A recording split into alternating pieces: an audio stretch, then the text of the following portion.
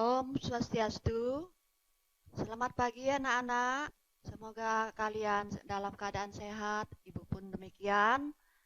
Sekarang Ibu menyampaikan tentang materi pelajaran PPKN di kelas 2, yaitu materinya adalah tentang hak asasi manusia. Pertama adalah tentang pengertian hak asasi manusia. Ya, kalau secara umum itu adalah hak asasi manusia adalah hak pokok atau hak dasar yang dimiliki oleh manusia sejak lahir. Ya. Pertama kali muncul sebagai hasil dari revolusi Perancis tahun 1789 yang dibebaskan warga negara Perancis dari kekuasaan raja sebagai penguasa tunggal atau satu. Nah, yang kedua itu adalah apa istilahnya itu adalah hak asasi manusia, ya, adalah hak yang telah dipunyai seseorang sejak ia dalam kandungan. Ya. HAM itu berlaku secara universal atau secara besar. Dasar-dasar HAM tertuang dalam Deklarasi Kemerdekaan Amerika Serikat dan tercantum dalam Undang-Undang Dasar 1945 Republik Indonesia seperti ya, pasal 27, yaitu tentang kelayakan hidup manusia. Yang kedua adalah di pasal 28 itu tentang hak asasi manusia. Yang ketiga adalah pasal 29 adalah tentang kebebasan beragama di sana. Dan pasal 32 itu adalah tentang kebudayaan. Dan pasal 33 itu adalah tentang perekonomian. Dan pasal 34 adalah tentang parkir miskin. Dan pasal 31 itu adalah tentang pendidikan. Jadi di sini di dalam hak asasi manusia itu terdapat pada pasal 27, 28, 29, ayat 2, pasal 30 ayat 1, dan pasal 33 dan 34, dan yang terakhir adalah 31. Jadi di sini tentang pasal 29 itu isinya adalah ada dua ayat. Ayat 1 adalah negara berdasarkan atas ketuhanan yang Maha Esa. Sedangkan ayat 2 itu adalah negara menjamin kemerdekaan tiap-tiap penduduk untuk memeluk kepercayaannya dan keyakinannya masing-masing. Sedangkan pasal 30 itu tentang pertahanan negara. Pertahanan negara Indonesia itu ada 3 sistem. Yang utama itu adalah TNI, yang kedua itu adalah cadangannya adalah Polri, dan pendukungnya itu adalah rakyat. Sedangkan pasal 28 itu tentang hak asasi manusia yang ada, yaitu tentang kebebasan hidup, kebebasan kemerdekaan, kebebasan memilih keyakinan, ya, kebebasan berpendapat dan sebagainya. Dan pasal 32 itu tentang kebudayaan. Ya, jadi kebudayaan kita itu terdiri dari bermacam-macam suku, kebudayaan, adat istiadat. Nah, itu terdapat di pasal 32. Dan pasal 33 di sini adalah tentang perekonomian. Ya, jadi perekonomian kita itu ada 3 itu sebenarnya ya, tentang hasil bumi itu dikuasai oleh negara ya. Jadi itu. Yang 34 ini tentang fakir miskin. Misalnya mungkin anak-anak yang tidak mampu, misalnya yang tidak punya ayah ibu, itu dipiara oleh negara. Ya, dan pasal 31 di sini khusus tentang pendidikan ya.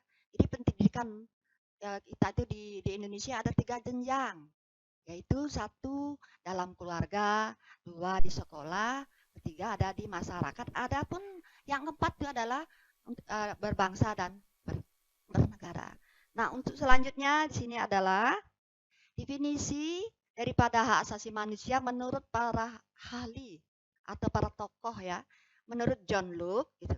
Hak asasi manusia adalah seperangkat hak yang melekat pada hakikat dan keberadaan manusia sebagai makhluk Tuhan yang maha kuasa dan merupakan anugerahnya yang wajib dihormati, dijunjung tinggi, dilindungi oleh negara, hukum, pemerintahan, dan setiap orang demi kehormatan serta perlindungan harkat dan martabatnya ya. Jadi di sini adalah sebagai manusia itu wajib dihormati ya. Dan juga dijunjung tinggi ya, harkat dan martabatnya dilindungi oleh negara. Jadi Indonesia ini juga disebut dengan negara hukum ya. Jadi setiap pemerintah, setiap orang demi kehormatan serta perlindungan harkat dan martabatnya itu harus dijunjung tinggi. Makanya di Indonesia ada yang disebut dengan Komnas atau Komisi Nasional ya. Jadi untuk anak-anak, misalnya untuk ibu rumah tangga atau kekerasan dalam rumah tangga itu ada haknya, ada komisinya. Dan yang selanjutnya adalah menurut Meriam Budiarjo ya, hak asasi manusia itu adalah hak yang dimiliki manusia telah diperoleh di bawahnya bersama dengan kelahiran atau dalam kandungan ya. Nah itu ya. Jadi hak asasi manusia itu menurut Meriam Budiarjo ya. Jadi di situ saya ulang kembali menurut Budiarjo ya, Meriam Budiarjo, hak asasi manusia adalah hak yang dimiliki manusia yang telah diperoleh dan dibawanya bersamaan dengan kelahirannya di dalam kehidupan bermasyarakat. Nah, selanjutnya adalah sekarang adalah menurut Undang-Undang Nomor 39 tahun 1999 tentang hak asasi manusia, yang mana isinya adalah hak asasi manusia itu merupakan hak dasar yang secara kodrati melekat pada diri manusia yang bersifat universal ya, atau secara besar dan langgeng. Oleh karena itu harus dilindungi, dihormati, dipertahankan dan tidak boleh diabaikan atau dikurangi atau dirampas oleh siapapun. Jadi ini hak yang terdapat di dalam Universal Undang-Undang Nomor 39 tahun 1999. Yang kedua itu adalah dianggap bahwa beberapa hak itu dimilikinya tanpa perbedaan atas dasar bangsa, ras, agama, kelamin, dan karena itu bersifat universal. Ya, berarti yang maksudnya bersifat universalnya secara besar bahwa bangsa Indonesia itu memiliki empat pilar. Itu satu yang tidak boleh kita lupakan, dasar negara kita adalah Pancasila, yang kedua adalah Undang-Undang Dasar 1945, yang ketiga adalah semboyannya ya.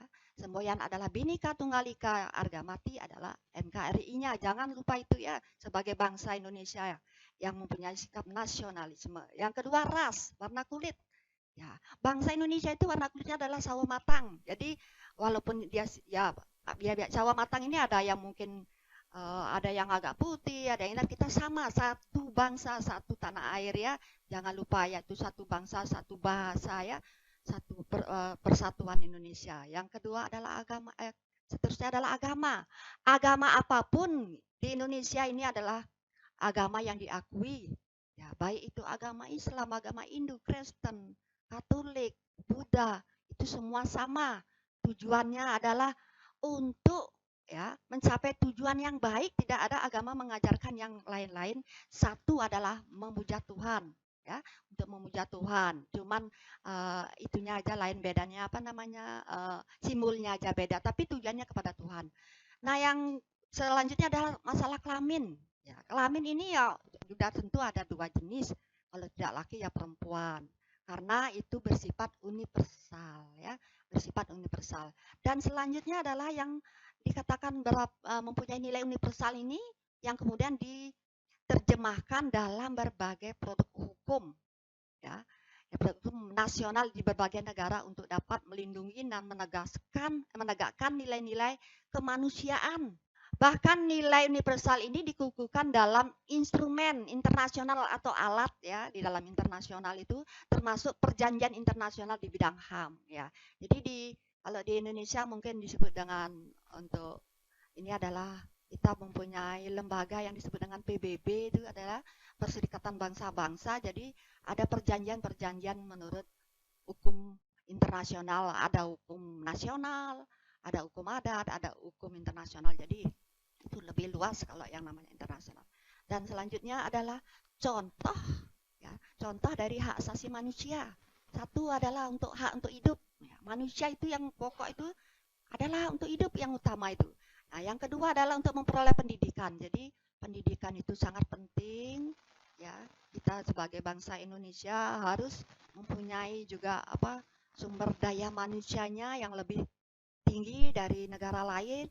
Semoga pendidikan di Indonesia lebih maju, lebih teknologinya juga bisa mengikuti. Nah, yang itu namanya pendidikan. Itu tadi saya jelaskan sudah di pasal 31 Undang-Undang Dasar 45. Nah, untuk selanjutnya adalah hak untuk hidup bersama-sama seperti orang lain ya. Kalau orang untuk hidup jangan diganggu. Itu kita harus sama-sama. Ya, kalau kita hidup tidak bisa sendiri, harus bersosialisasi sama orang lain. Orang hidup itu tidak bisa tanpa orang lain, harus. Ya, makanya di agama Hindu katanya ada yang disebut dengan Tri Tekarana. Bagaimana hubungan manusia dengan Tuhan, manusia dengan manusia, manusia dengan alam. Itu kita penting kita punya namanya hidup di Indonesia ya. Kalau di agama Hindu disebut Tri Tekarana.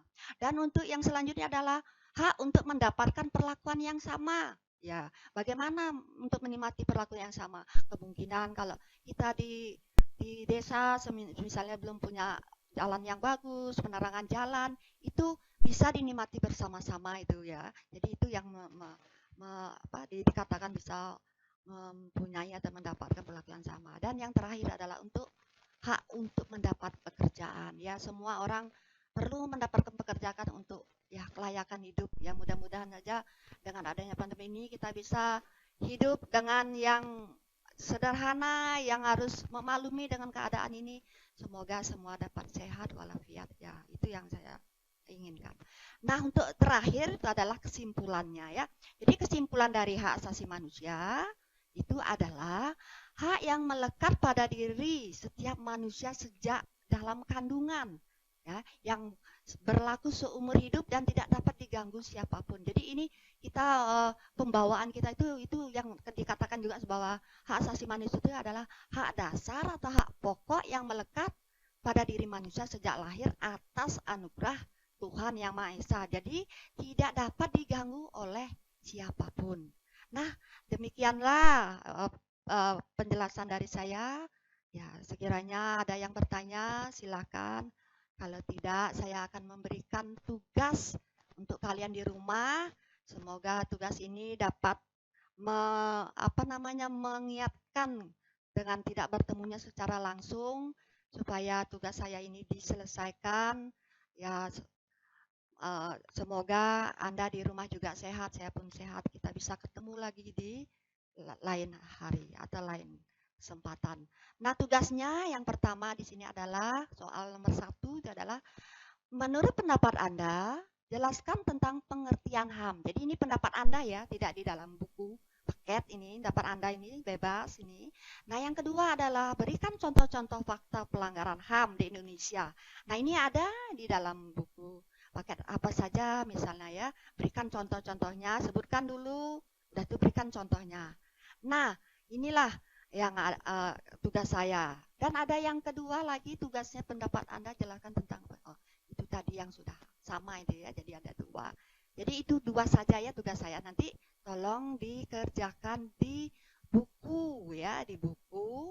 Dan yang terakhir saya ucapkan sebelum saya mengakhiri, selamat menunaikan pekerjaannya sebagai siswa. PR itu harus dikerjakan ya sesuai dengan waktu yang diberikan, jangan ditunda-tunda karena kalau tunda-tunda besok ada pelajaran yang lain nanti menumpuk, pusing nanti ya. Sekian saya ucapkan, terima kasih saya ucapkan Om Santi Santi Santi.